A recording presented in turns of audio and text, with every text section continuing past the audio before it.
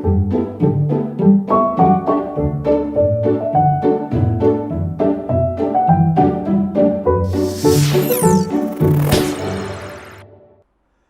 Question की ओर चलते हैं। नेक्स्ट क्वेश्चन क्या है, if the real part of the complex number 1 minus cos theta plus 2 iota sine theta की whole power -1 is 1/5 for theta belongs to 0 open to pi open, then the value of the integral minus theta, यहाँ पे 0 ही है, integration 0 to theta sine x d x क्या होगा।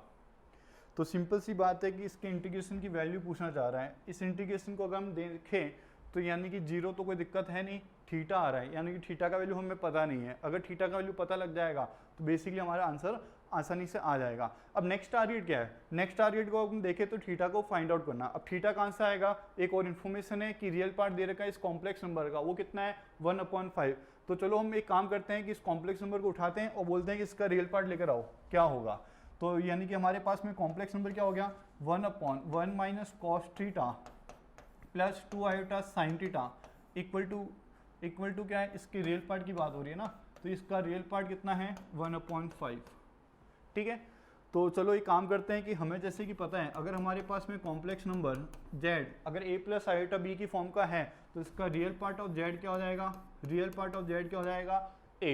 Alright, तो इसी तरह से अपन को क्या करना पड़ेगा, ये हमारे पास में जो कॉम्प्लेक्स नंबर दे रखा है उस कॉम्प्लेक्स नंबर को a प्लस आयोटा b की फॉर्म में कन्वर्ट करना है। तो इसका मतलब नीचे हमारे पास में कॉम्प्लेक्स नंबर दिख रहा है तो हम क्या करेंगे, इसके कॉन्जुगेट से ऊपर नीचे मल्टीप्लाई डिवाइड कर देते हैं। तो आओ, तो ये कितना हो गया 1/1 माइनस कॉस थीटा प्लस ये कितना हो जाएगा 2 आयोटा साइन थीटा। अब मैंने क्या करा, इसके कॉन्जुगेट से ऊपर नीचे मल्टीप्लाई कर देते हैं। तो ये कितना हो जाएगा 1 minus cos theta minus 2 iota sine theta, और नीचे भी कितना हो जाएगा 1 माइनस कॉस थीटा माइनस का 2 आयोटा साइन थीटा। ऑलराइट, तो चलो अब इसके रियल पार्ट को देखें तो रियल पार्ट क्या हो जाएगा, ऊपर वाले से क्या आ जाएगा हमारे पास में 1 माइनस कॉस थीटा, और नीचे हमारे पास में क्या आएगा, ये क्या है जेड है, तो ये क्या हो गया कॉन्जुगेट ऑफ जेड, तो ये हमें क्या देगा रियल ही देगा। तो ये रियल पार्ट कितना हो जाएगा 1 माइनस कॉस थीटा का होल स्क्वायर प्लस ये कितना हो जाएगा 2 साइन थीटा का होल स्क्वायर, और ये हमें क्वेश्चन के अंदर गिवन है क्या, ये 1/5 के इक्वल है। आओ, तो यहाँ से क्या पता लगा, अब इसको थोड़ा सा सिंप्लीफाई करने बैठते हैं। तो सिंप्लीफाई करते हैं तो ये क्या हो जाएगा 1 माइनस कॉस थीटा, और नीचे भी कितना हो गया 1 माइनस कॉस थीटा का होल स्क्वायर, यहाँ पे 2 का स्क्वायर तो 4 हो गया, 4 sine square theta, sine square को मैंने लिख दिया 1 minus cos square theta. Alright, अब हमें जैसे कि क्वेश्चन में बोला है कि थीटा का वैल्यू जो है 0 ओपन से पाई ओपन के बीच में, तो 0 ओपन से पाई ओपन है तो थीटा का वैल्यू है, तो अब हम बोले कि कॉस थीटा, तो इसका ना 0 ओपन से पाई ओपन के बीच में कॉस का वैल्यू क्या नहीं हो सकता, 1 नहीं हो सकता। तो यहाँ से हमें पता लग रहा है कि नीचे 1 माइनस कॉस थीटा, यहाँ पे भी अगर देखें 1 माइनस कॉस स्क्वायर थीटा, तो इसको मैं लिख सकता हूँ 1 minus cos theta into 1 plus cos theta. जैसे मैं कॉमन लूंगा तो ऊपर नीचे 1 माइनस कॉस थीटा से क्या हो जाएगा, कैंसिल आउट हो जाएगा। क्यों, क्योंकि हमें पता है कि कॉस थीटा का वैल्यू क्या नहीं है, 1 नहीं है। तो ये कितना हो जाएगा 1/, ये हो गया 1 माइनस कॉस थीटा प्लस ये हो जाएगा 4 times 1 plus cos theta equal to में क्या आ गया 1/5। तो चलो इसको सिंप्लीफाई करते हैं, यहाँ से थीटा का वैल्यू फाइंड आउट करते हैं। तो ये हो जाएगा 1 4 5 से 5 गायब हो गया, तो ये हो गया 4 कॉस थीटा माइनस का कॉस थीटा, तो ये हो जाएगा 3 कॉस थीटा इक्वल टू 0। तो यहाँ से हम बोल सकते हैं कि कॉस थीटा का वैल्यू क्या होगा 0, कॉस थीटा का वैल्यू 0 है, और हमें पता है कि थीटा का वैल्यू क्या है 0 से पाई के बीच में, 0 से पाई के बीच में कॉस का वैल्यू 0 कहाँ होता है π/2 पे। तो यहाँ से थीटा का वैल्यू कितना आ गया π/2। ठीक है, तो थीटा का वैल्यू जैसे आ गया, हम डायरेक्ट अब क्वेश्चन पे आ जाते हैं। जैसे कि क्या बोलना चाह रहा है, ये इंटीग्रेशन का वैल्यू पूछना चाह रहा है, तो integration 0 to π/2 sine x dx, तो साइन एक्स का इंटीग्रेशन क्या हो गया माइनस का कॉस एक्स, और लिमिट क्या हो गई इसकी, अब लोअर लिमिट तो 0, अपर लिमिट कितनी हो गई π/2, तो ये कितना हो जाएगा cos π/2 तो 0 हो गया, माइनस cos 0 1, तो ये कितना हो जाएगा माइनस माइनस प्लस, प्लस का 1, सो प्लस का 1 बोले तो option 1 is the correct answer. Alright, ठीक है, तो ये भी एक तरह से मिक्सचर था क्वेश्चन किसका, कॉम्प्लेक्स नंबर का और एक इंटीग्रेशन का। ठीक है बच्चों, नेक्स्ट क्वेश्चन,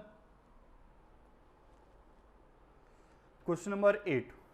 क्वेश्चन नंबर 8 को अगर देखें, क्वेश्चन नंबर 8 में क्या लिखा हुआ है, हमारे पास में एक फंक्शन दे रखा है, ठीक है, और f(x) क्या है 5x + 3/6x - alpha, then the value of alpha for which f of fx = x for all x belongs to r - अल्फा/6।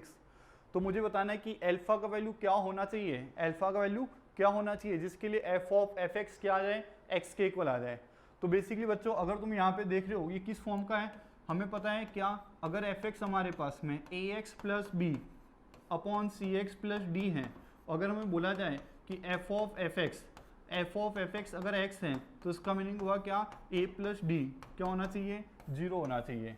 चाहे तो हम इसको डायरेक्टली अगर हम x की जगह fx रिप्लेस करें और उसको अब सिंप्लीफाई करेंगे तो वहाँ से भी हमारे पास में क्या रिजल्ट आएगा कि a + d को क्या होना पड़ेगा, 0 होना पड़ेगा। तो डायरेक्टली यहाँ पे हम क्या बोल सकते हैं, a कितना यहाँ पे 5 और d कितना हो गया -अल्फा, तो 5 - अल्फा को क्या होना पड़ेगा 0, तो अल्फा कितना आ गया डायरेक्ट 5।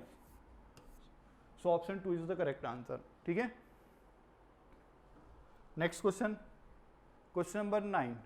क्वेश्चन नंबर 9 में क्या है, हमारे पास में एक फंक्शन दे रखा है R से R में डिफाइन है और fx क्या है x + 1, then the value of limit n goes to infinity, given expression का वैल्यू हमें पूछा गया है, ठीक है। तो चलो एक काम करते हैं कि फर्स्ट ऑफ ऑल हमारे पास में जो गिवन एक्सप्रेशन की वैल्यू पूछना चाह रहे हैं उसको थोड़ा अच्छे से लिख देते हैं। तो ये कितना हो जाएगा, limit n goes to infinity, ये हो गया 1/n, तो ये सिग्मा क्या हो जाएगा, इसका जनरल टर्म बताओ, 0 5/n 10/n ऐसे करते करते कहाँ तक जा रहा है 5 × n - 1/n तक। तो मैं इसको क्या लिख सकता हूँ, ये हो जाएगा f of r/n where r goes to 0 रखने पर क्या आ जाएगा 0/n 0 हो जाएगा। कहाँ तक चलना है अपन को 5 × n - 1 तक, यहाँ पे 5 लिखना पड़ेगा। तो जैसे कि r का वैल्यू 1 रखेंगे तो ये होगा 5/n, 2 रखने पर 10/n, कोई दिक्कत नहीं। कहाँ तक चलना है 5 × n - 1 तक, तो r की जगह क्या रखेंगे n - 1, तो यानी कि गाड़ी अपनी कहाँ तक जाएगी n - 1 तक जाएगी, ठीक है। तो ये बेसिकली क्या हो जाएगा, limit n goes to infinity sigma r goes to 0 to n - 1, ये हो जाएगा f of 5 × r/n × 1/n। तो हम डायरेक्ट बोल सकते हैं क्या, ये इंटीग्रेशन में कन्वर्ट हो जाएगा, r/n क्या हो गया x, 1/x क्या हो जाएगा dx, और इसकी लिमिट क्या हो जाएगी r/n, r का वैल्यू जब 0 है, limit n goes to 0 n goes to infinity, तो क्या देगा ये 0। अगर r का वैल्यू n - 1 है तो n - 1/n, n - 1/n limit n goes to infinity क्या देगा 1। क्लियर है मेरी बात, यहाँ 5, ठीक है। तो बेसिकली हमें क्या पता लगा कि जो गिवन एक्सप्रेशन है उसकी वैल्यू किसके इक्विवेलेंट होगी, integration 0 to 1 f of 5x dx। तो integration 0 to 1 f of 5x क्या हो जाएगा, fx हमारे पास में है x + 1, तो f of 5x क्या हो जाएगा 5x + 1 इंटू dx। तो चलो इसको सॉल्व करते हैं। तो ये क्या हो जाएगा 5 × integration 0 to 1 x dx plus ये क्या हो जाएगा इंटीग्रेशन 0 to 1 dx। तो इसका इंटीग्रेशन क्या हो गया, x का हो जाएगा x² 2 और इसकी lower limit 0 upper limit 1, x dx का क्या हो जाएगा x लोअर 0 अपर लिमिट 1, तो ये हो जाएगा 5/2 और यहाँ से क्या मिला अपन को 1। तो ये बेसिकली कितना हो जाएगा 5/2 + 1 यानी कि 2.5 3.5 यानी कि 7/2। So option 4 is the correct answer, ठीक है बच्चों। नेक्स्ट क्वेश्चन की ओर चलते हैं, क्वेश्चन नंबर 10। क्वेश्चन नंबर 10 में क्या है, late A, B and C be 3 events such that the probability that exactly one of A and B occur is 1 - k, exactly one of B and C occur is 1 - 2k, exactly one of C and A occur is 1 - k, and the probability of all A, B and C occur simultaneously is k², where k goes to greater than 0 and less than 1, then probability that at least one of A, B and C occur is okay। तो पहले हम देखें कि हमारे पास में event कितने हैं 3, इवेंट कितने हैं 3, तो वेन डायग्राम बना लेते हैं। ये हो गया हमारे पास में इवेंट A की बात हो गई, ये B की बात हो गई, ये C की बात हो गई। तो फर्स्ट ऑफ ऑल हमें क्या बोला है, probability that exactly one of A and B occur, यानी कि या तो ए हो रहा है या बी हो रहा है, ठीक है। तो अपन ए और बी की हम बात करें तो मुझे बताओ कौन से पोर्शन की बात हो रही है यहाँ पे, ए होना चाहिए या बी होना चाहिए, दोनों साथ में नहीं आ रहे। तो इसका मतलब ए वाला कौन सा पोर्शन आ गया जहाँ पे सिर्फ ए हो रहा है, और ये वाला कौन सा पोर्शन आ गया जहाँ पे ओनली फॉर बी हो रहा है। तो इसको कैसे फाइंड आउट करेंगे, तो ये हो जाएगा हमारे पास में probability of A plus probability of B, ठीक है। जब मैंने प्रोबेबिलिटी ऑफ ए किया तो हमें पता लगा कि ये वाला रीजन भी आ गया, जब मैंने प्रोबेबिलिटी ऑफ बी ऐड किया तो ये वाला रीजन भी वापस आ गया। तो ये वाला रीजन कितनी बार आ रहा है, 2 टाइम्स, लेकिन अपन को ये वाला रीजन चाहिए क्या, नहीं, इसका अपन को क्या करना पड़ेगा, माइनस करना पड़ेगा। तो ये क्या हो गया, 2 times probability of A intersection B. तो ये कितना दे रखा है क्वेश्चन में, 1 माइनस के, ठीक है।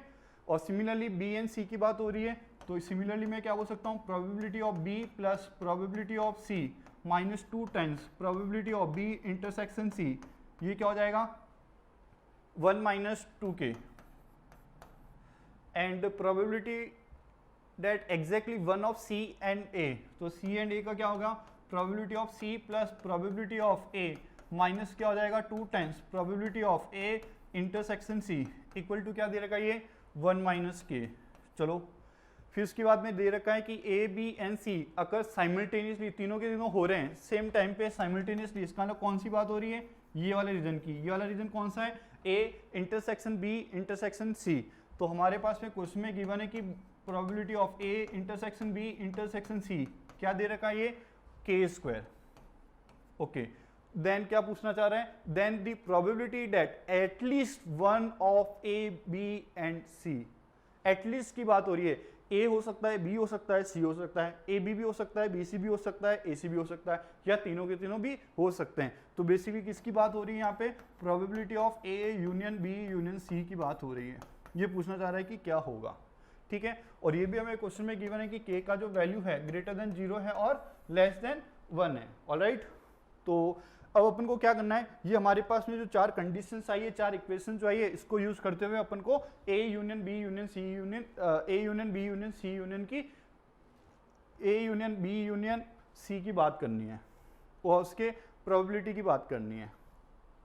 तो आओ, तो देखो, तो हमारे पास में probability of A union B union C क्या होता है, probability of A plus probability of B plus probability of C minus क्या हो जाएगा, probability of A intersection B, probability of B intersection C, probability of C intersection A plus probability of A intersection B intersection C, ठीक है। अब आओ वापस देखते हैं पीछे। तो हमारे पास में इन 4 कंडीशंस हैं, इन 4 कंडीशन को यूज करते हुए कैसे करेंगे, तो एक काम करो, इन तीनों को ऐड कर देते हैं।